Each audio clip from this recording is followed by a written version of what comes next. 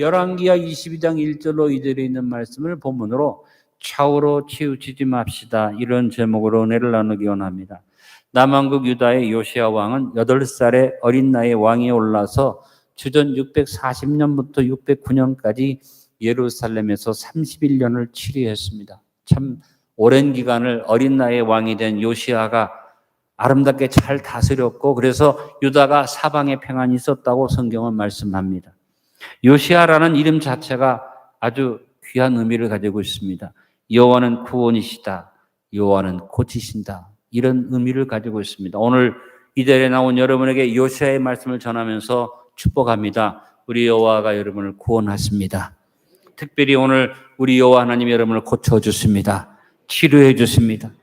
요시야는 그 이름의 의미 그대로 하나님의 고치심에 순종해서 하나님의 구원을 전하며 선대 왕들이 행하였던 모든 악한 길, 특별히 우상을 숭배하고 하나님 보시기에 거짓되었던 삶을 청산하고 정직히 행하며 좌우로 치우치지 않았다고 오늘 본문에 말씀하고 있습니다. 요시야는 다윗 이후에 다윗의 모든 길로 행하였고 다윗보다도 더 아름다운 모습으로 주를 섬겼던 아름다운 왕입니다. 우상을 타파했고 유월절을 지키도록 종교개혁을 일으키고 말씀의 부활을 가져왔습니다. 그 어머니 여디다가 우상을 섬기는 일에 치중된 여인이었지만 요시야는 어머니의 영향을 받지 않고 믿음으로 아름답게 행한 것을 봅니다. 다시 한번 강조합니다만 이 요시야의 믿음의 모습이 뭐냐? 바로 2절의 말입니다. 요시야가 여호와 보시기에 정직하게 행하여 그의 조상 다윗의 모든 길로 행하고 따라합니다. 좌로나 우로나 치우치지 아니하였더라. 요시야의 믿음을 한마디로 말하면 좌우로 치우치지 않았다. 오늘 제가 전하는 말씀은 제목만 제가 따옵니다. 그래서 좌우로 치우치지 않았던 요시야를 놓고 성경의 여러 교훈을 종합적으로 여러분에게 설명하면서 어떻게 하는 것이 좌우로 치우치지 않는 것인가를 말씀을 드리고자 합니다. 요시야의 왕의 믿음의 가장 큰 장점, 좌로나 우로나 치우치지 않는 믿음으로 하나님 앞에 행한 것입니다.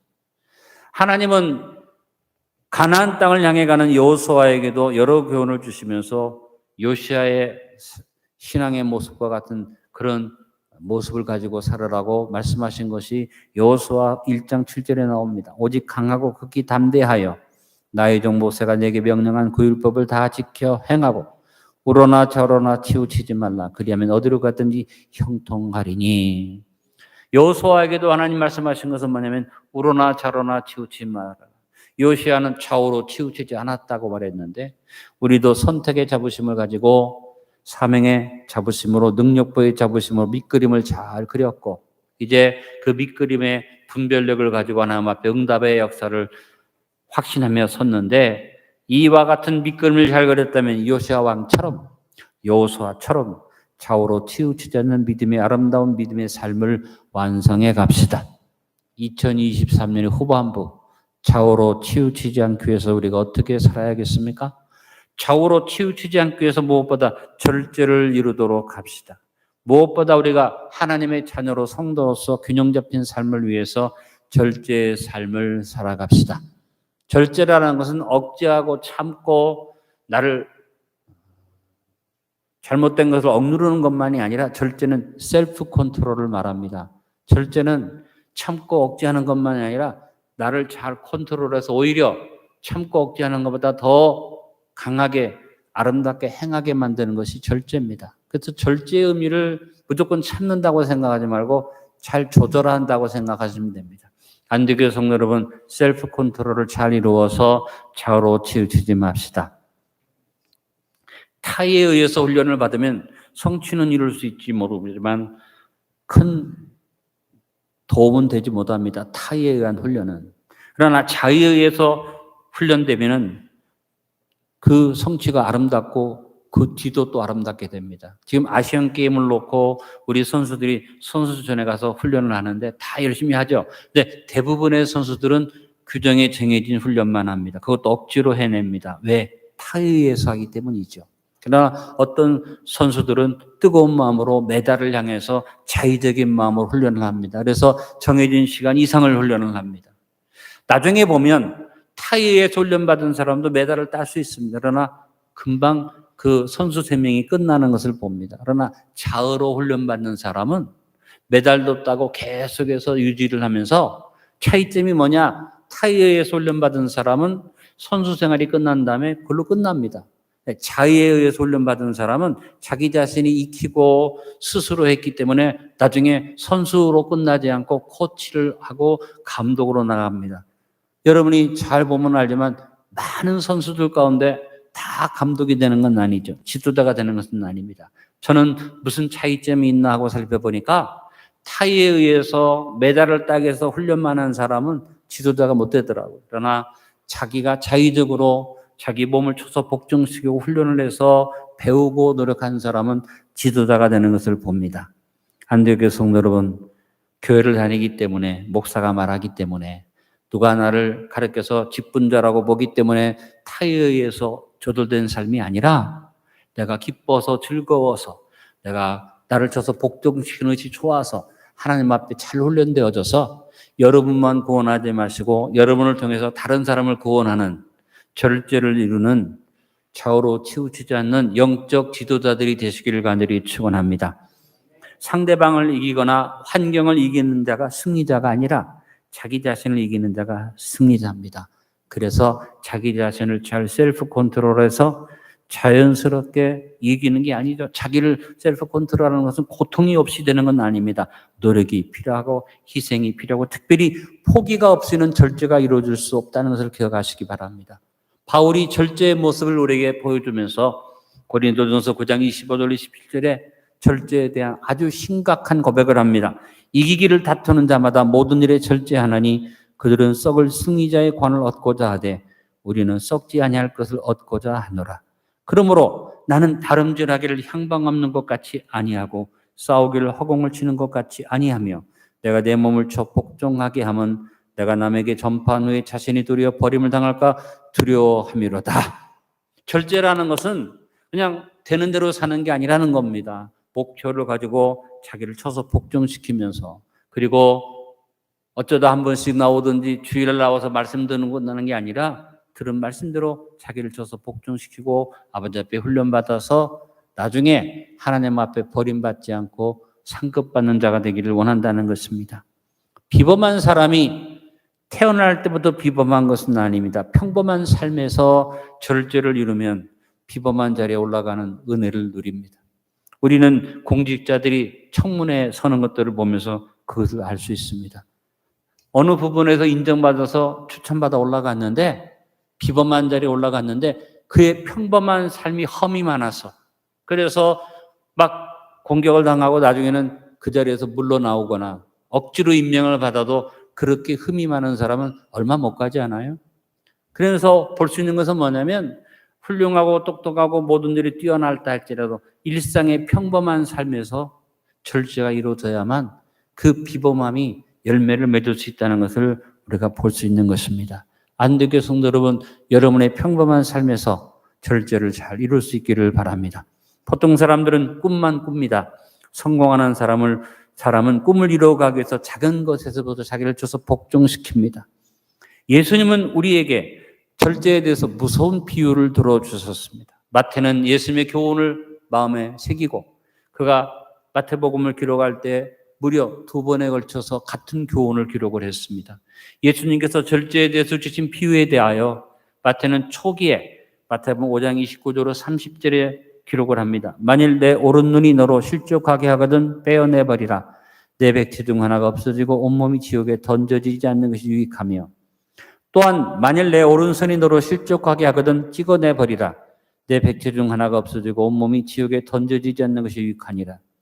초기 예수님의 교훈을 기록하면서 마태는 이 절제에 대한 비유의 교훈을 기록을 했고 똑같은 내용이 마태복음 18장 8절로 9절에도 나옵니다. 역시 예수님이 마지막에도 이 교훈을 주셨다는 것을 알 수 있고 마태가 2번 기록했다는 것은 예수님께서 수시로 이런 부분에 대해서 언급했다는 것을 우리가 알 수 있는 것입니다.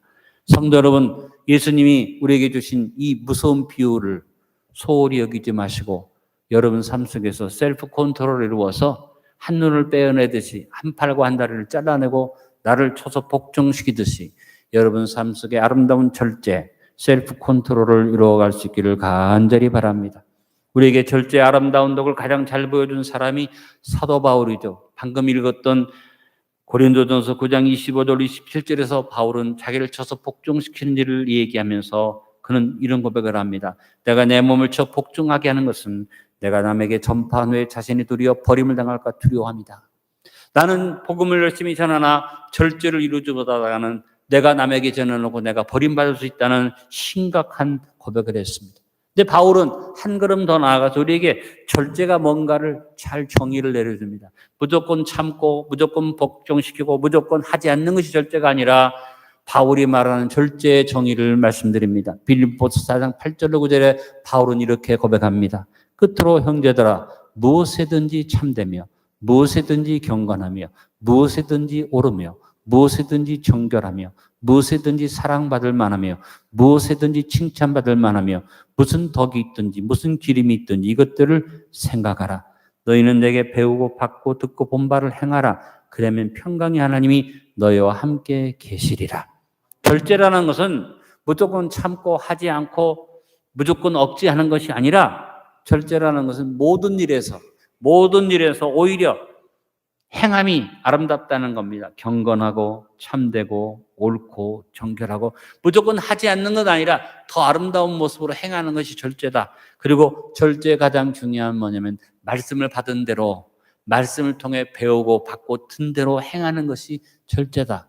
오늘 주일 말씀을 여러분이 마음에 담았다면 그 말씀을 그냥 한 귀로 흘리지 마시고 여러분이 듣고 받고 배우고 또 주변의 성도들이 행한 것을 본 대로 여러분도 행해서 절제할 수 있기를 간절히 바랍니다. 우리가 이 절제에 대해서 결론적인 부분을 같이 고백해 봅니다. 좌우로 치우치지 않기 위해 철저하게 자신을 쳐서 복종시키며 바르게 행하는 절제의 덕을 이루어 가도록 합시다. 그냥 억제만이 아니라 바르게 행하는 셀프 컨트롤을 이루어가는 안디옥 여러분 되시기를 간절히 축원합니다. 다음으로 좌우로 치우치지 않기 위해서 균형을 잘 잡도록 합시다. 좌우로 치우치지 않으려면 절제만 하는 게 아니라 그다음 밸런스를 잘 이루어야만 합니다. 균형을 잡아야 한다는 얘기입니다. 한쪽 부분에서만 절제하고 참고 복종시키는 게 아니라 이것이 평균화될 수 있도록 중심을 잘 잡아야 한다.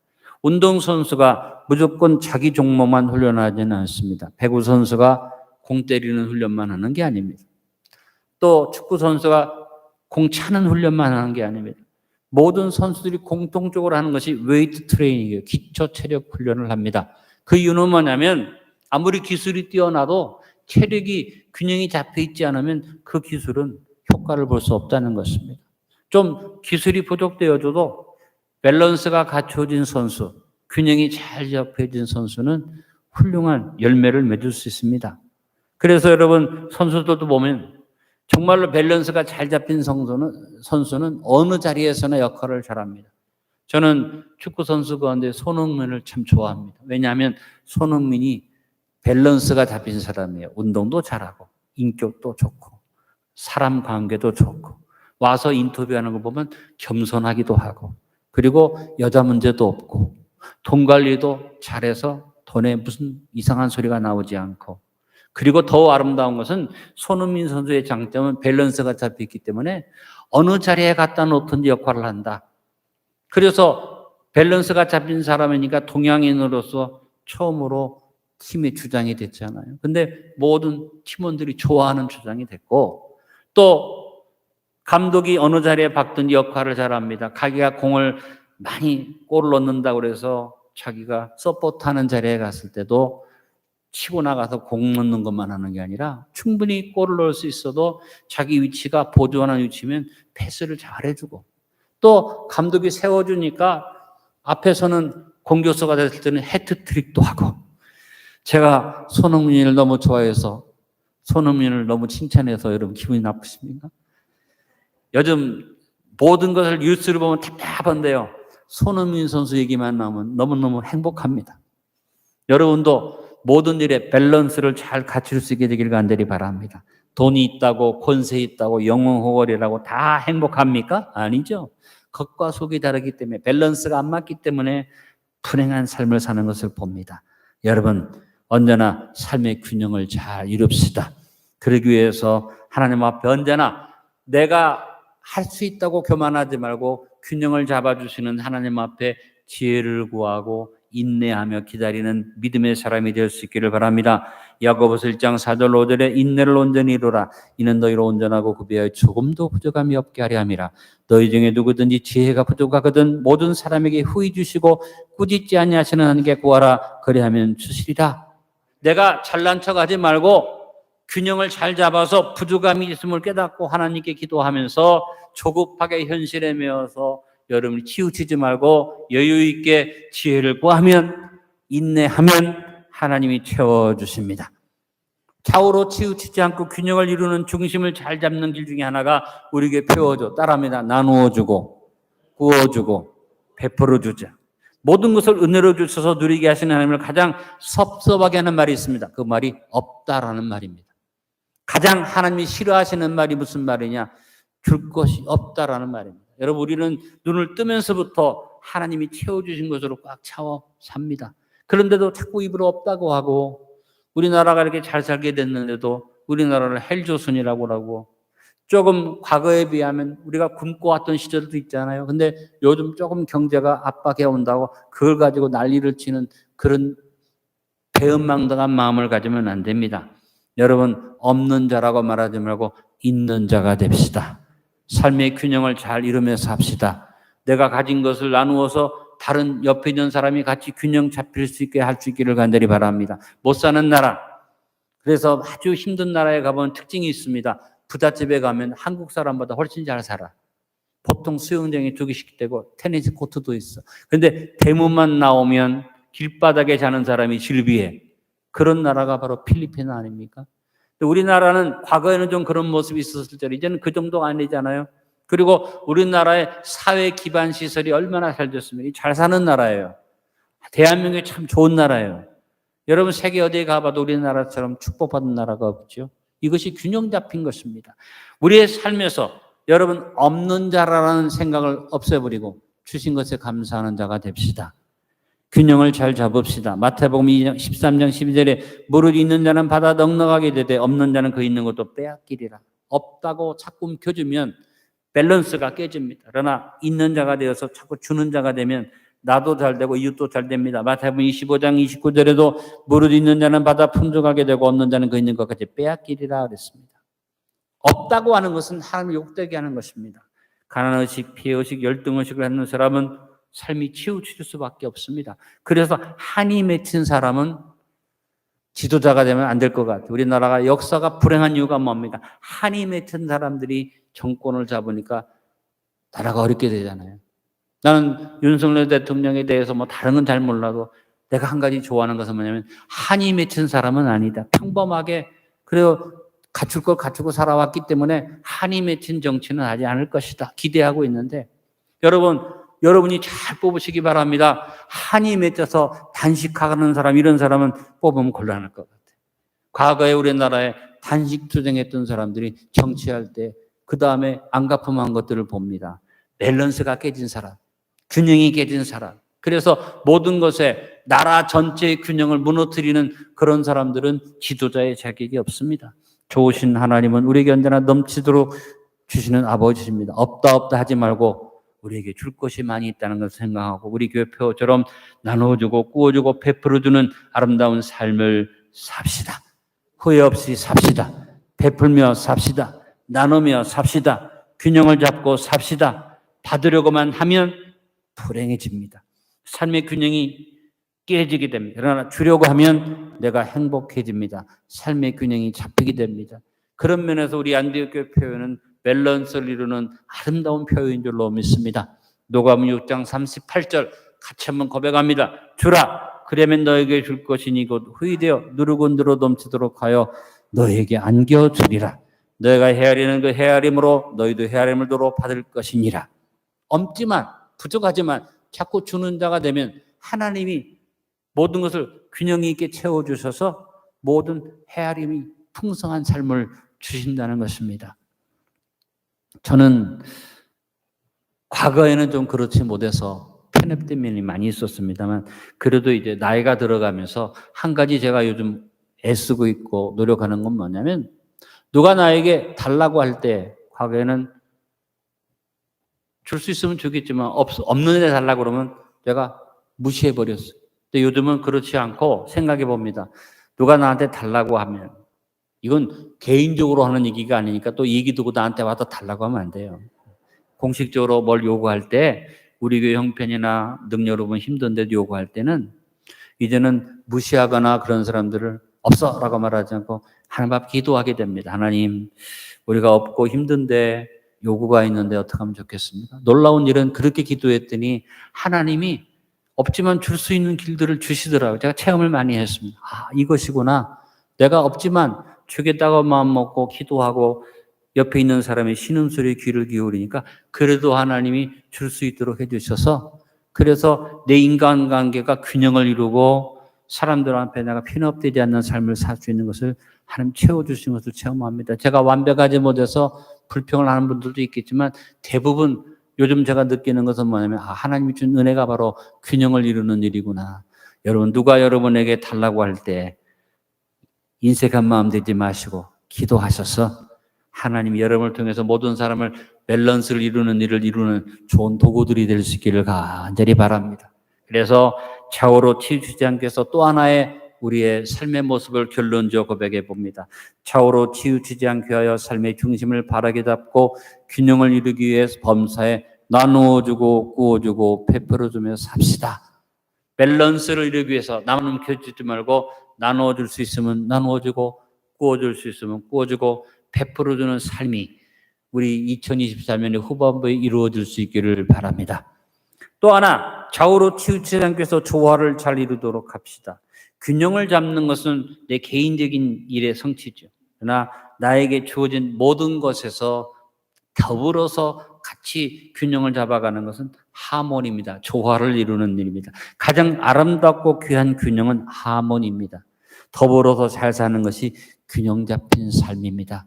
여러분만 생각하지 말고 여러분 주변에 있는 사람들이 더불어 같이 잘 살아가기 위해서 여러분 하모니를 이루시길 바랍니다.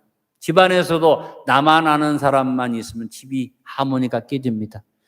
나만 알지 않고 내가 하고 싶은 것을 참고 내가 누리고 싶은 것을 참으면서 더불어서 같이 살아가는 걸 잘하는 집은 하모니가 넘칩니다. 아버지나 어머니나 자식이나 마찬가지입니다. 둘 중에 한 사람이라도 자기만을 고집하면 그 집안의 하모니가 깨지는 거예요. 그러나 자꾸 희생하고 내가 쓰고 싶은 것을 내놓고 참고 하모니를 이루면 그 집은 행복한 가정이 될 수 있습니다. 남을 배려하고 자신을 희생하는 사랑이 없으면 하모니는 이루어지지 않습니다. 일이라는 것은 전력 투구하지 않고는 성취를 이룰 수 없죠. 그러나 성취를 이루었는데 그 성취 속에서 다른 사람이나 다른 것에 대해서 배려를 갖지 않으면 그 성취는 무너집니다. 좌우로 치우쳐서 움켜쥐고 성취하려고만 하면 조화가 깨집니다. 여러분 삶에서 하나님이 주신 은혜를 따라 열심히 노력하고 수고해서 내가 수고해서 내가 있어서 버거는 데만 하지 말고 그 다음 이룬 다음에 이룬 것을 나눌 수 있는 하모니를 이루는 여유 있는 마음으로 살아가시길 바랍니다. 바울은 아름다운 삶의 하모니를 그가 고백을 했어요. 고린도전서 9장 19절 23절은 우리가 바울에게 배워야 할 삶의 하모니의 모습입니다. 내가 모든 사람에게서 자유로우나 스스로 모든 사람이 종이 된 것은 더 많은 사람을 얻고자 함이라.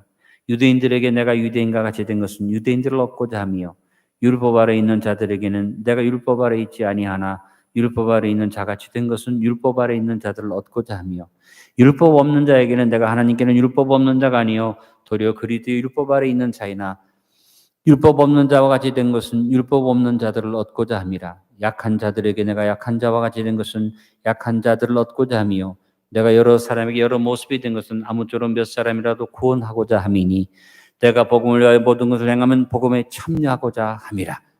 바울의 모습이 독불장군처럼 나는 랍비고 나는 율법의 의를 지키는 사람이고 나는 혈통이 좋은 사람이 이런 독불장군식의 자세가 아니라 바울은 모든 사람에게 그 상대방에게 같이 되어주는 하모니를 이루는 삶을 살았다는 것입니다. 어떤 분은 이것을 상황이로 해석을 합니다. 바울이 이랬다 저랬다 했다. 아닙니다. 상황윤리라는 것은 그때그때 형편에 따라서 상대방처럼 되어주면서 변질되는 겁니다.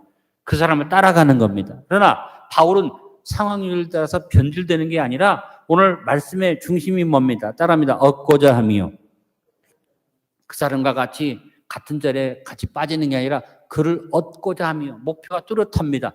같이 되어주지만 자기가 원하는 하나님을 섬기는 아름다운 자를 이끌어내는 바로 성숙한 변화의 삶이 바울의 모습이었습니다.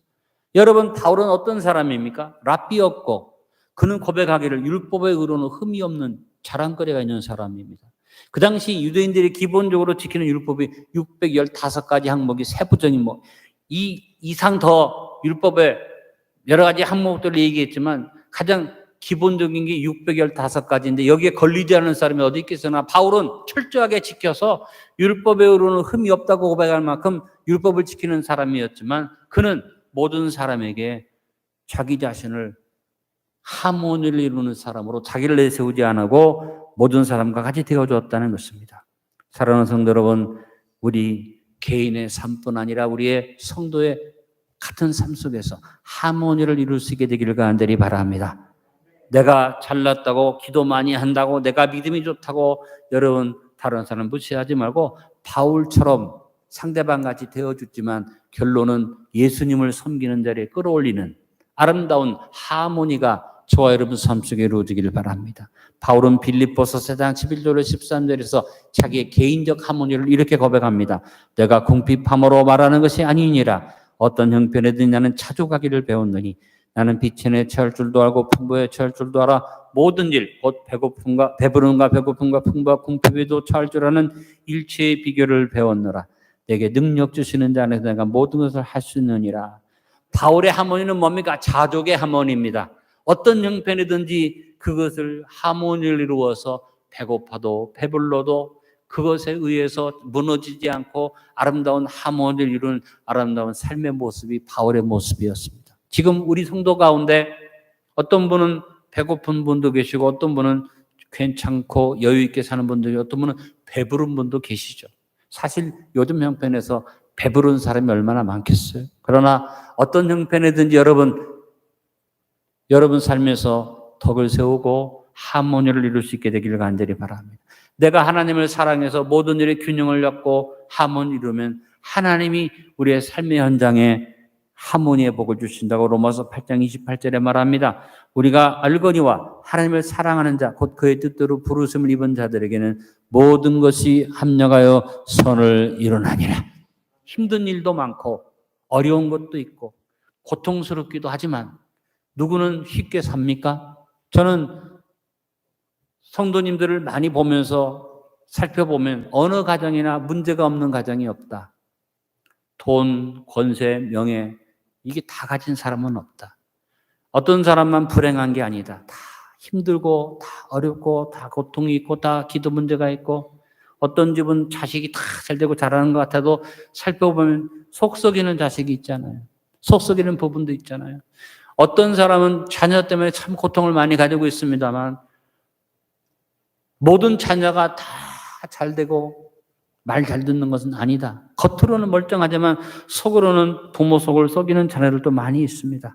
그 세월 속에서 우리가 불평하고 원망할 필요가 없습니다. 별것도 아닌 것 가지고 다투지 맙시다. 다 썩어질 것이고 빈손 들고 갈 것입니다. 마음속의 어둠을 몰아내시고 인생을 즐기며 삽시다. 어렵도 즐기며 삽시다. 힘들어도 즐기며 삽시다. 엔조이 합시다. 우리 옆에 있는 분이 인사합니다. 엔조이 합시다. 엔조이 하는 것이 하모니를 이루는 일이에요. 옛날에 영어가 잘못 번역이 돼가지고 우리가 어린 시절에 어른들이 엔조이 하면 바람 피는 사람 보고 엔조이 한다고 그랬어요. 술 먹고 방탕하고 지멋대로 하면 저 엔조이 하고 다닌다. 근데 저는 그 단어 그대로 엔조이가 그런 단어인 줄 알았어요. 그래서 영어를 공부하면서 엔조이라는 말이 별로 마음속에 좋지 않게 느껴졌어요. 근데 미국에 여행을 가보니까 이 사람들은 먹는 것도 엔조이 해라. 공부하는 것도 엔조이 해라. 노동하러 가는데도 엔조이 해라. 영어를 쓰기가 참 쉽더라고. 왜냐하면 단어를 막 먹는다, 뭐 일한다, 공부한다, 단어를 다 찾을 필요가 없어. 그냥 한마디만 하면 돼. 엔조이 하면 돼. 그런데 거기서 느낀 것이 있어요. 야, 엔조이라는 말이 놀고 먹고 즐기고 방탕하는 것이 아니구나. 어떤 것을 기쁘게 하는 것을 말하는구나. 이 뉘앙스가 다른 것을 알고 그다음부터 저 자신에게도 늘 말합니다. 힘들 때 엔조이 하자. 어려움이 와서 금식하며 기도할 때도 엔조이 하자. 내가 정말 마음의 고통을 느끼고 아픔을 가질 때도 주여 내가 기도함으로 엔조이하게 도와주고 나에게 주어진 것에 대해서 감사하며 살게 해주십시오 하니까 내 삶에 치우친 것이 없어지고 하모니가 이루어져서 평강이 넘치더라 그 말입니다. 목사님, 내가 이렇게 힘들고 어려운데 날 보고 엔조이 하라고요? 그렇게 생각하지 마시고 제가 권면한 내용을 받아들여서 힘든 대로, 고통스러운 대로, 어려운 대로 여러분 즐거운 마음으로 하나님 나에게 주신 삶의 하모니를 이뤄가면서 그래도 감사하다, 그래도 고맙다, 그래도 하나님이 나와 함께 하신다고 믿음으로 나가면 하나님이 합력하여 선을 이루는 축복으로 여러분을 채워주실 줄로 믿습니다. 여러분 좌우로 치우치게 됩니다. 엔조이를 잃어버리면 한쪽으로 치우칩니다. 그러나 내가 모든 걸 즐기고 기쁘고 밝고 맑고 하나님 마음으로 살면 우리의 삶의 하모니가 이루어져서 우리의 삶이 아름다운 모습이 될 줄로 압니다. 세 번째 항목을 결론을 같이 읽어봅니다. 좌우로 치우치지 않기 위해 범사에 비천에 처할 줄도 알고 풍부에 처할 줄도 아는 조화를 이루며 즐겁게 삽시다. 아무쪼록 안디옥교회 성도 여러분, 힘든 인생이지만 수고로운 인생이지만 즐겁게 삽시다. 우리가 웃어보고 울어보니 웃는 게 낫지 않습니까? 하나님이 우리에게 주신 삶을 아름다운 하모니를 이루며 승리의 삶을 누리며 영광 누릴 수 있기를 바랍니다. 결론을 맺습니다. 좌우로 치우치지 않는 삶을 위해서 세 가지 단어를 기억하시기 바랍니다. 따라합니다. 절제, 균형, 조화. 영어로 표현하면 셀프 컨트롤, 밸런스, 하모니입니다.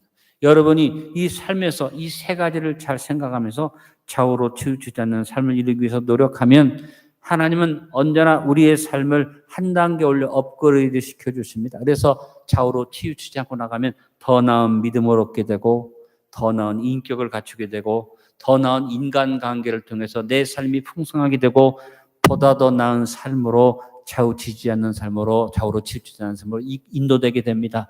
여러분 이 2023년 후반부를 보다 더 나은 아름다운 삶으로 살아갑시다. 아버지, 오늘 주 앞에 나온 우리 모든 성도들이 여러 가지 인생의 문제를 가지고 오고 아픔을 가지고 오고 절망을 가지고 오고 고통을 가지고 와서 엎드립니다. 그런데 오늘 주님이 우리에게 절제를 말씀하셨고 균형을 잡으라고 말씀하셨고 조화를 이루어 가신 말씀을 마음에 담고 우리의 삶에서 나에게 주어진 모든 것들을 잘 즐기면서 믿음으로 삶으로 말미암아 우리의 삶이 좌우로 치우치지 않게 하여 주옵소서. 어렵다고 힘들다고 고통스럽다고 내 마음을 잘못 다스리면 치우치는 자가 되고 결국은 내 삶의 균형이 무너져서 내가 불행의 자리에 가고 맙니다. 아버지 하나님, 우리의 삶의 현장에서 절제하고 우리의 삶의 균형을 잘 잡고 조화를 이루는 지혜로운 성도로 우리의 삶을 이루어가게 축복하여 주옵소서. 예수님 이름으로 기도합나이다. 아멘.